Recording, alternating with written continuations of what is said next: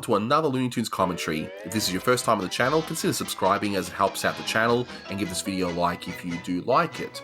So this is a commentary for Hobby Horse-Laffs, released in 1942.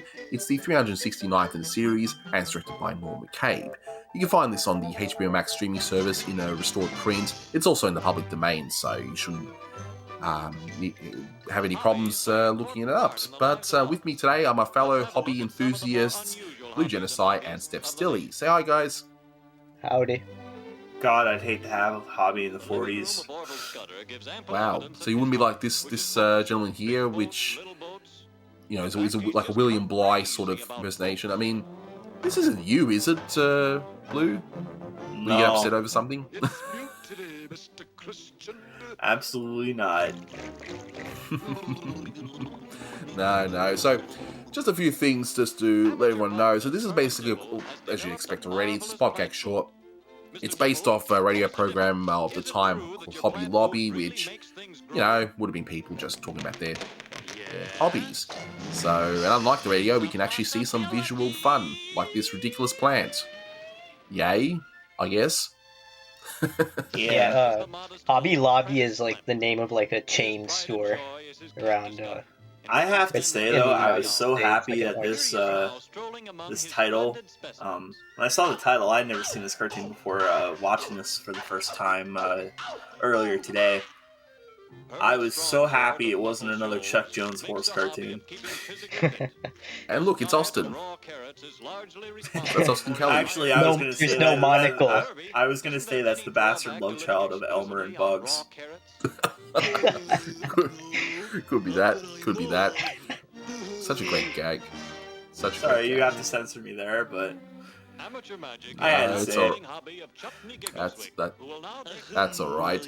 So here's the Richard Hayden thing, where if you hear the voice, it sounds familiar because if you've seen Super Rabbit, we got that "my greatest experiment." You know, it's the same voice, and I believe that's Richard Hayden there.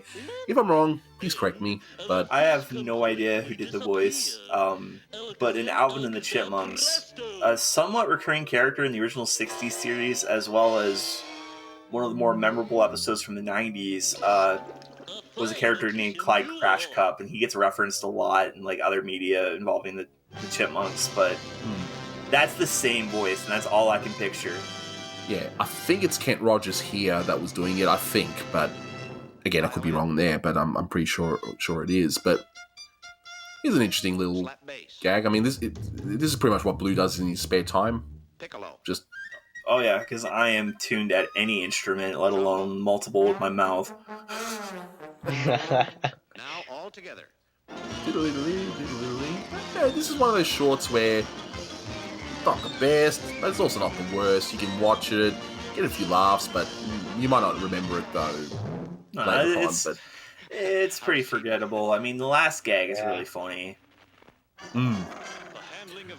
Like, this one doesn't quite work for me for whatever reason. It's just this guy just putting his dog back in, and yeah, I think the problem is he just doesn't seem physically hurt enough.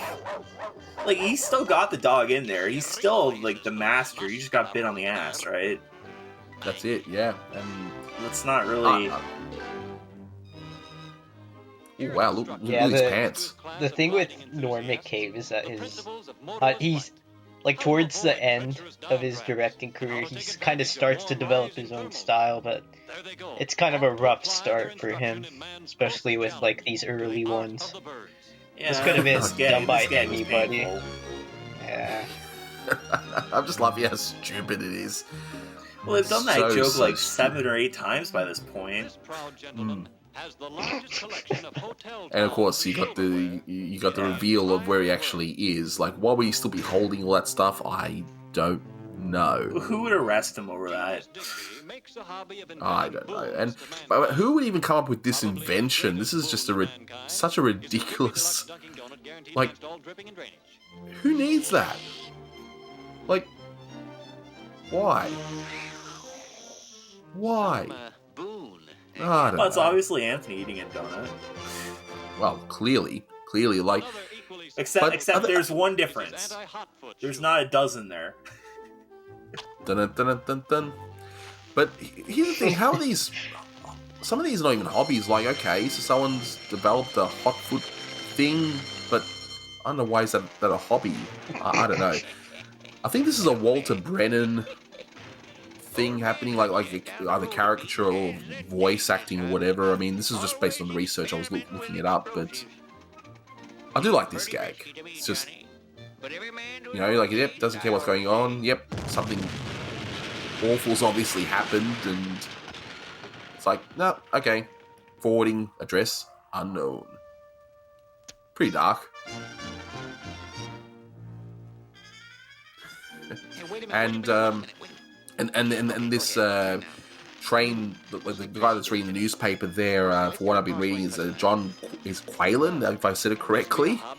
But and that's a good thing about doing this research, because you know, then it means I look up all these people and wonder, you know, hey, I don't even know who half these people are. I can actually, you know, do some research and learn about them. So yeah, final thoughts, guys, as we wind up the cartoon. The last gag was good. Yeah. This is probably one I'm going to forget about pretty quickly. Yeah. It's okay. Not the best, not the worst, but I've seen worse. But anyway, thanks very much for listening, guys, and as always, take care. Boo.